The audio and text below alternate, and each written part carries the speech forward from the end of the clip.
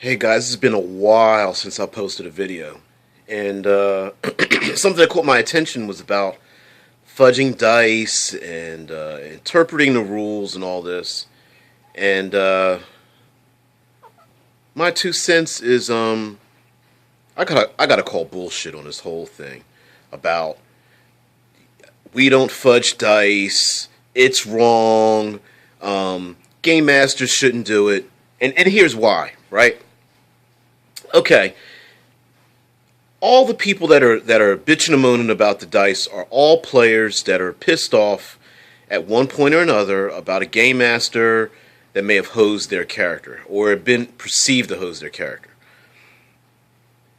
I I can almost guarantee you that the killer DMs or GMs out there, the overlords, the TPK game masters out there are few and far between.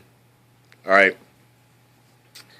And here's why I call BS on the whole thing. All right.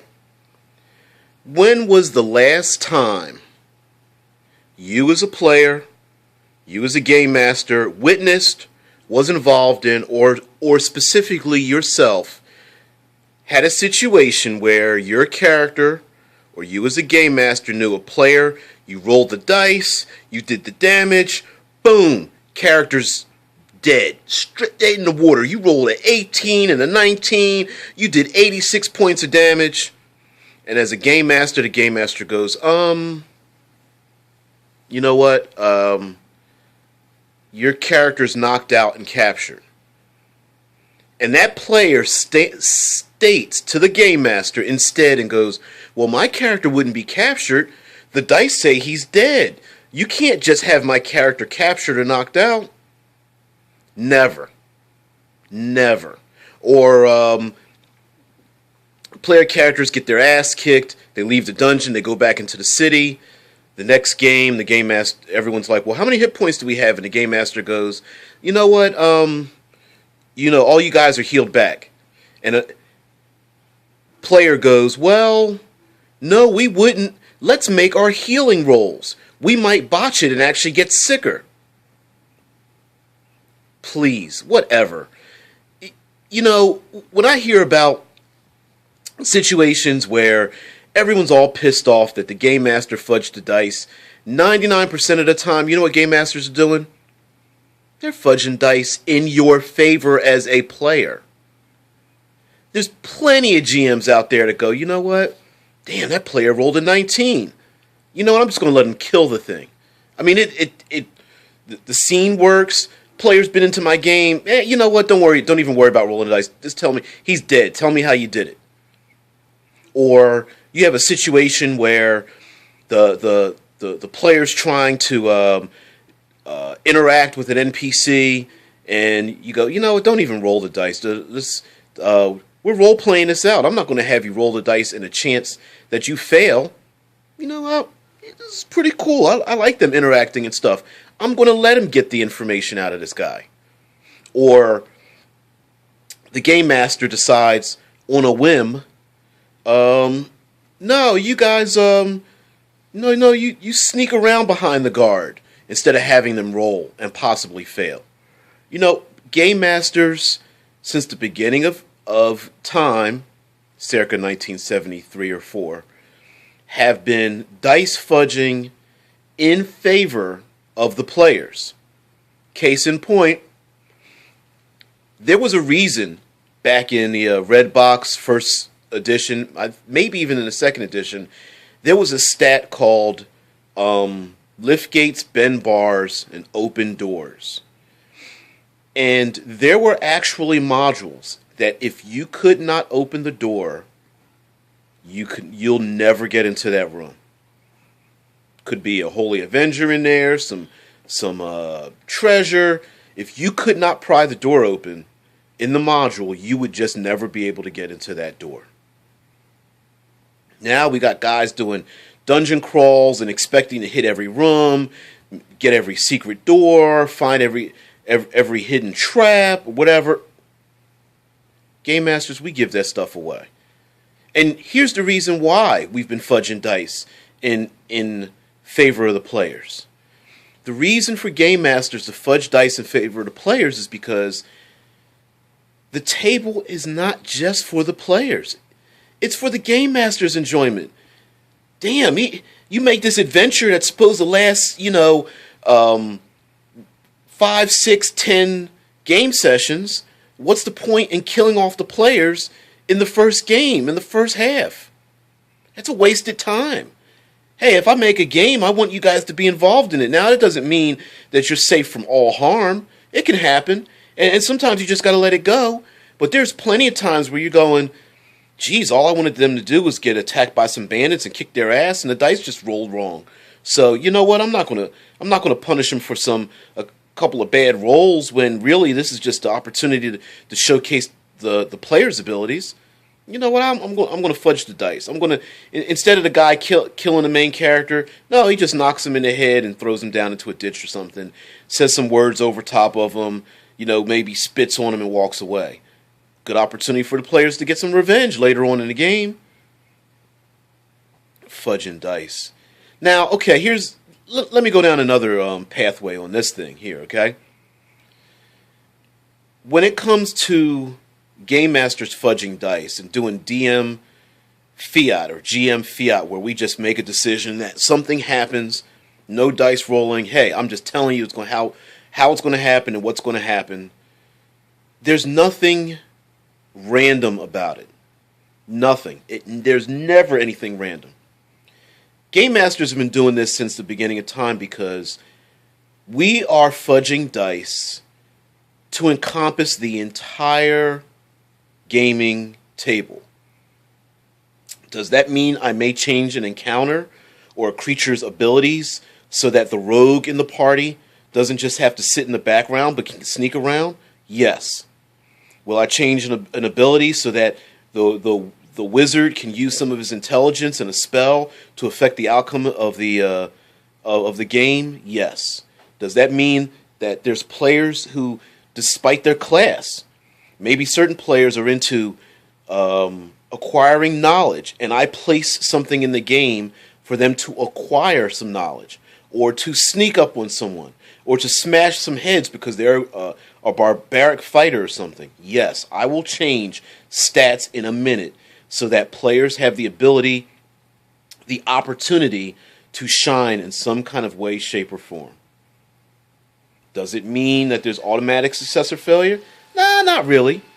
But does it mean that I may change the abilities of the stats of a creature so that one of the characters has an opportunity to showcase what they want to do and how their character does it? Sure. Does it? Let's take a rogue, for example. Rogue sneaks around, wants to backstab somebody. Do I bother having them roll the damage and possibly failing because the guard, hey, it's just some chintzy guard. Hey, make your stealth roll. You sneak around and hit him, he's dead. Are there players out there going, no, you can't just give me an automatic kill. I've got to roll the damage just in case I don't kill the guard that I wanted to kill in the first place?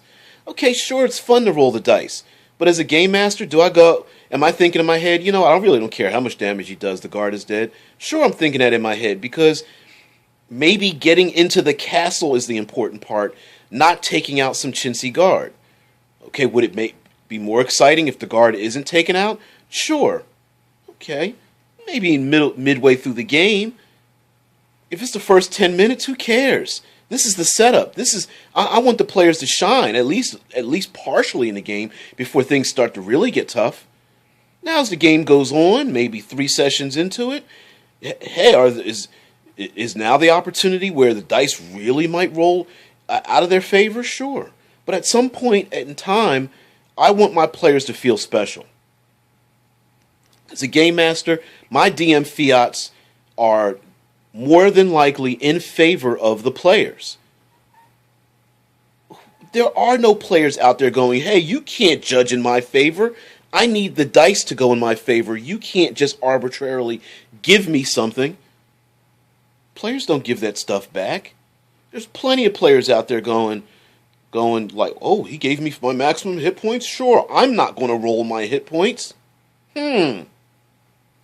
Okay, guys, really? I'm calling BS on the whole thing.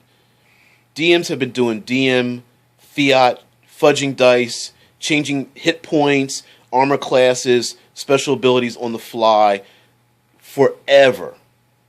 Mostly in favor of the players. Okay? Players are invested in the game. They've got great storylines.